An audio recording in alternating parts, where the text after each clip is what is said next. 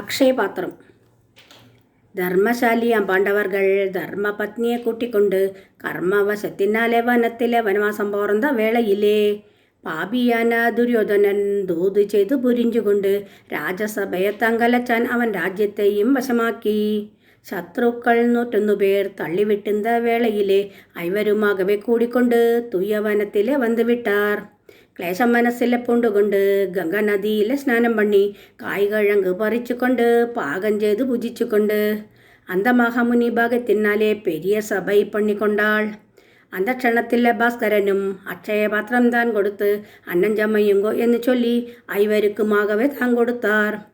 அக்ஷயபாத்திரம் வாங்கியவாள் அன்னஞ்சமைச்சந்த திரௌபதியும் பிராமண போஜனம் பண்ணி வச்சாள். பக்தியுடன் அந்த பாண்டவர்கள் அன்னதானத்தை பண்ணிக்கொண்டு அனுகிரகங்களை வாங்கிக்கொண்டு நித்தியதானத்தை பண்ணிக்கொண்டு சத்தியமாக நடந்து கொண்டு விப்ரரெல்லாம் கேட்டும் இதை கீர்த்தி போஜனம் பண்ணிக்கொண்டாள்.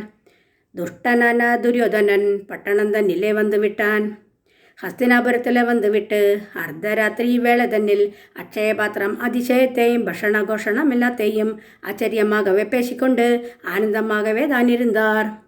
துரியோதனன் கேட்டந்த செய்தியை சிந்தை கலங்கி தபிச்சிருந்தான். துர்வாசா மாமுனியை சீக்கிரமாகவே தான் அழைச்சு ராஜசாதனை ஒன்றுமில்லை, பக்ஷண சாதனை ஒன்றுமில்லை, மத்தியான வேளை 18 நாளைக்கு பிட்சைக்கு போகணும் என்று சொன்னார்.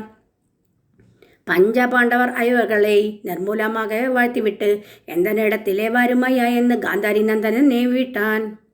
காந்தாரி நந்தனன் சொன்னதெல்லாம் மந்திரகிரகத்தில் அடக்கிக்கொண்டு குந்திகுமார்களை கண்டு வரேன்னு கானந்தம் தேடி நடந்து விட்டார். பிராமண போஜனம் பண்ணி வச்சு பாஞ்சாலி போஜனமானவுடன் பாத்திர சுத்திகா முத்தின வேளைக்கு பிட்சைக்கு வந்தாரே மாமுனியும். மாமுனி சிரேஷ்டனை கண்ட உடனே மைதிலி பாலன் எழுந்திருந்து ஆசனம் போட்டு அடிபணிஞ்சு போஜனமாச்சுதோ என்று கேட்டார். குஷலமெல்லாம் கேட்டுடனே பசி பொறுக்கலையந்தனுக்கு அரசணத்தில் மாமுனியும் பிஷக்கொருக்கணும் என்று சொன்னார். தர்மானந்தனன் செய்தியை கேட்டு சாபம் வருமே என்று சொல்லி ஸ்நானம் பண்ணி விட்டு வருமையா என்று தவமுனியை அனுப்பி வச்சார். துர்வாசா மாமுனியும் 90 கோடி ஜனங்களோட ஸ்நானத்துக்காகவே தான் இருந்தார். தாமரப்பொய்யில் அமர்ந்தாள். குந்திநந்தன் அப்பொழுதே அந்த புறத்திலே வந்துவிட்டு திரௌபதியே தான் அழைச்சி செய்திகளெல்லாம் எடுத்துரைப்பார். வேகத்துடன் இங்கு மாமுனியும் கோபத்துடன் இங்கு வந்துடுவார். பிட்சைக்கு வேண்ட பதார்த்தங்கள் எல்லாம் ஜாகிரத பண்ணணும் என்று சொன்னார். பாண்டகுமாரனும் சொல்லலுமே பாஞ்சாலி தேவியும் கேட்டு வந்து அக்ஷயன் தன்னில் ஒன்றுமில்லை, பக்ஷணம் பண்ணினே என்று சொன்னாள். கோபமாக முனி வந்துவிட்டு சாபமிடுவாரே என்று சொல்லி திரௌபதியால் தானும் அப்போல் துவாரகாவாசியை தான் நினைச்சாள்.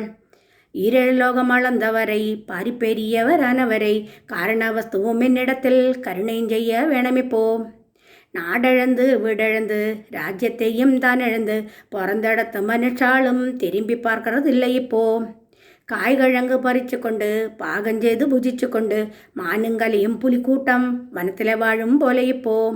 துர்வாசகையில் அகப்பட்டு கொண்டு ஆபத்து வந்ததே എന്നഴുതാள்.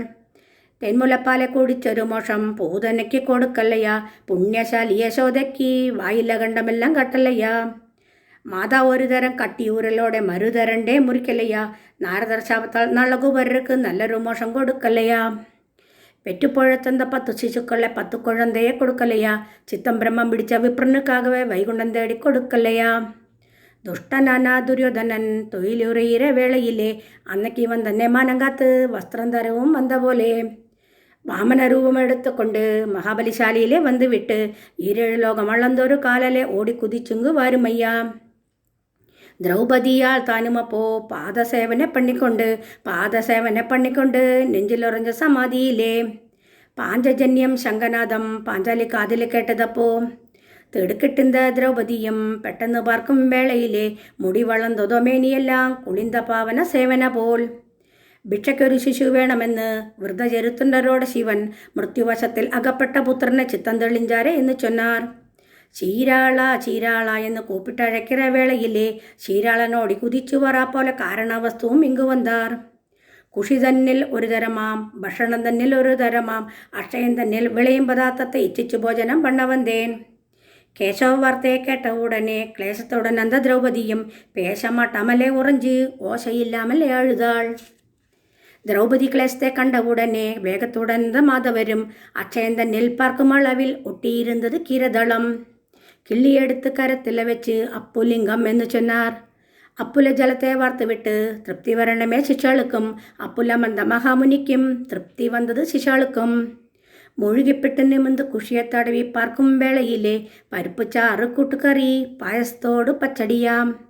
അപ്പം വടയിൽ 100, അതിരസത്തിൽ 300, പ്ലാച്ചലയിൽ 600, തേനിൽ മുക്കി ഭുജിച്ചാപ്പോൾ, ഗോതമ്പ് റൊട്ടി 700, നെയ്യിൽ മുക്കി ഭുജിച്ചാപ്പോൾ, കട്ടിത്തൈരും കടുകും മാങ്കായും തൃപ്തിയാക ഭുജിച്ചാപ്പോൾ, ഏപ്പമാവിട്ടുകൊണ്ട് ജീർണശക്തി അടഞ്ഞുകൊണ്ട് ദ്വാരക തന്നിൽ വസിക്കും ശ്രീമൻ നാരായണസ്വാമിയിടം വந்தார். பாரண பண்ணின வேளையிலே பரிபூர்ணமாச்சுதே எங்களுக்கு கௌரவாதிகள் எல்லாரும் பெரிய நாசம் அடையட்டும். பஞ்சபாண்டவர்கள் எல்லாரும் பாக்கியத்தையும் அடையட்டும். சாபானுகுசரை பண்ணிவிட்டு ஈஷ மகாமுனி போய் நடந்தார். அக்ஷயபாத்திரம் அதிசயத்தையும் பக்ஷணகோஷணம் எல்லாத்தையும் நித்தியம் ஒரு தரம் சொன்னவர்க்கும் பக்தியுடன் அதை கேட்டவர்க்கும் அன்ன வஸ்திரத்துக்கு முட்டாது ஸ்ரீகிருஷ்ணனும் அங்கு வசித்திடுவார்.